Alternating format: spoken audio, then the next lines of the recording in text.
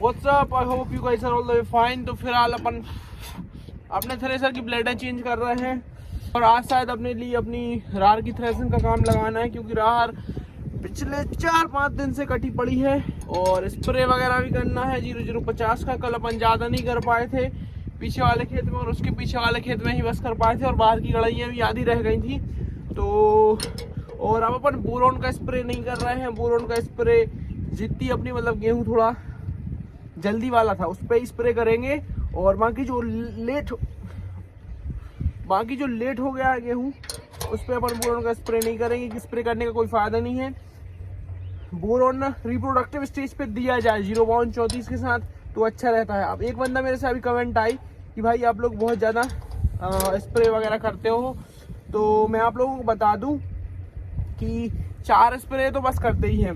3 spray तो ये हो जाते हैं, एक 19-19 का, एक 0.34 का, एक 0050 का, एक रहता है बड़वार के लिए, एक रहता है फ्लावरिंग वगैरह के लिए और एक रहता है उसके दाने के भराव के लिए। तो ये 3 स्प्रे तो हम लोग नॉर्मली हर फसल में करते हैं और एक कचड़ा वाला स्प्रे करते हैं, कचड़ा नाशक का। तो नेक्स्ट ईयर से वो अपन करेंगे नहीं।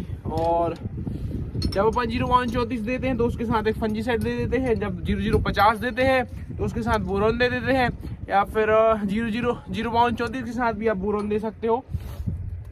और 19-19 के साथ इल्ली वगैरह रहती है तो फिर कीटनाशक दे देते हैं। भाई 4 स्प्रे तो करने ही पड़ते हैं। और दिक्कत क्या हुई है कि अपन ने पूरी बोनी जो भी करी है वो सूखे में करी है। अगर अपन पलेवा करके करते तो अपन को इतने ज़्यादा स्प्रे, इतने ज़्यादा माइक्रो न्यूट्रिएंट्स वगैरह नहीं देने पड़ते। एक भाई बोल रहा था कि हाँ उसकी बात सही थी, उसने कमेंट किया था, वो समझ गया होगा कि वो कौन है।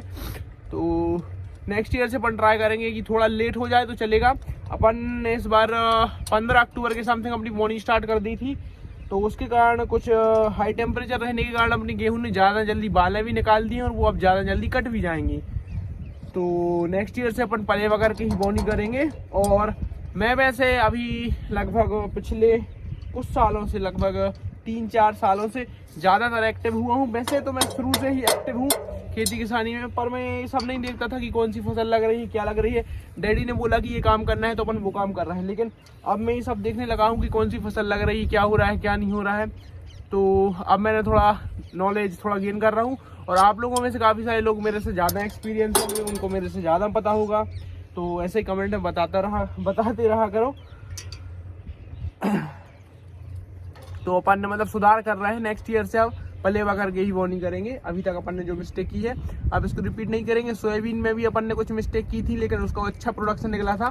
तो हर साल सीखने वाला काम रहता है कि खेती ऐसी रहती है कि अपन का कोई सिलेबस कंप्लीट नहीं होता, सिलेबस चलता रहता है। इस साल हमें ये एक्सपीरियंस मिला, अपन ने इसको निकाल दिया है और नई वाली लगा रहे हैं। ये देखो मैं आपको दिखा दूँ, ये अपन ये वाली लगा रहे हैं नई की नई। चलो मैं इसको रेडी कर लेता हूँ और लेबर्स भी आने वाले हैं तो गन्ने की डंपिंग भी करनी है। गुड़ का काम तो चल ही रहा है, उसके साथ साथ जब टाइम मिलेगा तो रार की थ्रेसिंग करेंगे इन बिटवीन। हाँ जी, तो अपन ने इसकी ब्लेड्स वगैरह चेंज कर दी हैं और अब अपने लिए चल रहा है गन्ने की ट्राली भरवाने के लिए। पहले गन्ना डंप कर देते हैं, फिर अपन को टाइम मिलेगा तो राहर उठा के लेके आएंगे और यहीं से थ्रेसिंग करेंगे। और ये तो फिलहाल फ्री ही है। तो भाई सोनालिका को भेजा दिया है ट्रॉली भरने के लिए। वो दिख रहा है नहीं दिख रहा है, ये लोग खड़े हैं तो नहीं दिख रहा है, तो उसको भेजा दिया है ट्रॉली भरने के लिए। गन्ना अपने पास ज़्यादा नहीं है, एक 8 ट्रॉली होगा क्योंकि चल नहीं पा रहा है। लेबर थोड़े कम आ रहे हैं आजकल क्योंकि त्यौहार वगैरह का टाइम चल रहा है, मकर संक्रांति का टाइम चल रहा है, तो इसके कारण लेबर्स कम आ रहे हैं। थोड़ा इकट्ठा कर लेते हैं, उसके बाद इस ट्रैक्टर में फंसाएंगे अपन ट्रॉली। वो वाला ट्रैक्टर 1 ट्रॉली गन्ना लेके आएगा और उसके बाद अपन इस ट्रैक्टर में ट्रॉली फंसाएंगे और इससे अपन राहर उठा के लेके आएंगे और राहर की थ्रेसिंग करेंगे।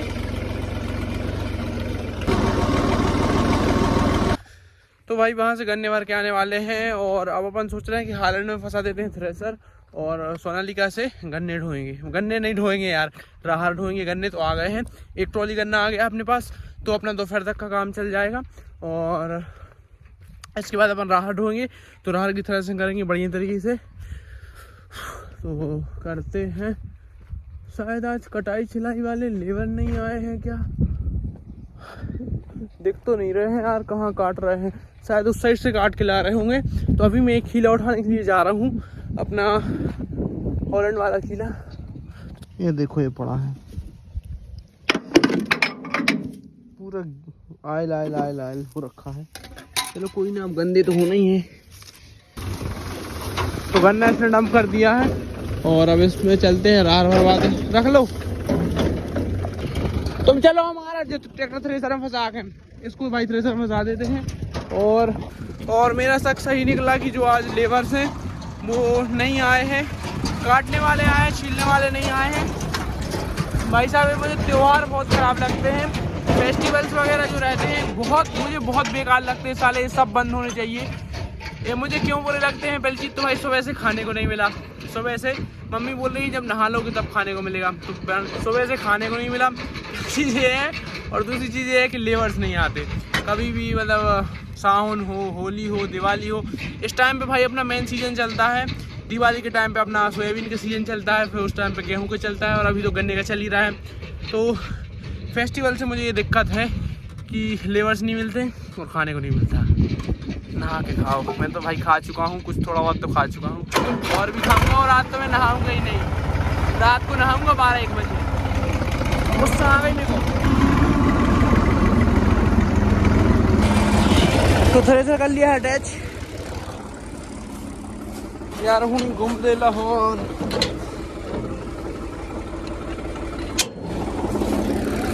भाई इसको अटैच करके रख दिया, अब बस यहाँ पे लगाना है और अपन चलते हैं वहाँ पे राहर भरवाने के लिए। ये देखो भाई राहर की कुछ ऐसी कंडीशन है, दिखाता हूँ आपको, खुल जा सिम। ये देखो,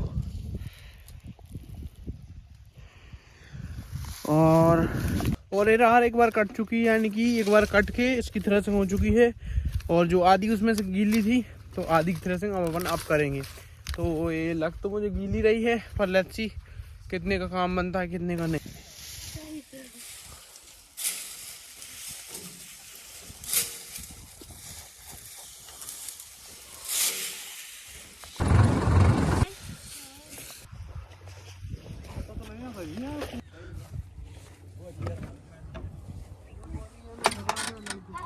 the work has been started. और भाई अब मुझे लगी है भूख, तो अपने ट्रैक्टर तो चालू करवा दिया है और अब मैं जा रहा हूँ खाना पीना खाने के लिए। चलो भाई ये खाना लेके आ गए हैं, फिलहाल मैं चल लूँ, फिर मिलता हूँ आपको।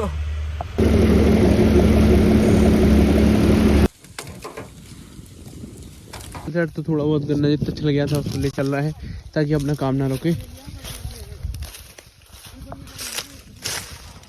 हैं अबे ये लोग राहर के वेस्ट प्लांट भर के लेके आए, थोड़े से भर के लेके आए हैं। टाइम हो गया 1:30 बज गए, तो अब इनका लंच टाइम हो गया है, तो ये लोग थोड़ी सी भर के लाए हैं। और अपन गन्ना भी भर के लाए हैं जितना अपने पास, हाँ उसको मैंने अभी डंप नहीं किया है। और ये देखो भाई गुड़, और स्प्रे का काम अपन ने कर दिया है कैंसिल, क्योंकि स्प्रे के लिए डैडी कुछ फंजीसाइड वगैरह और लेने के लिए गए हैं। और बोरोन अब अपने लिए स्प्रे नहीं करना है, तो बोरोन जितना अपने पास था वो अपन ने वापस करवा दिया है। बस थोड़ा सा अपने ट्रैक्टर पर रखा है 200-250 ग्राम, तो वो थोड़ी सी जगह के लिए है, तो वो मैं डाल दूंगा बाहर वाली कढ़ाइयों में जहाँ जगह छूट गई थी। बस काम चल रहा है गुड़ बनने का। ये देखो देखो देखो देखो,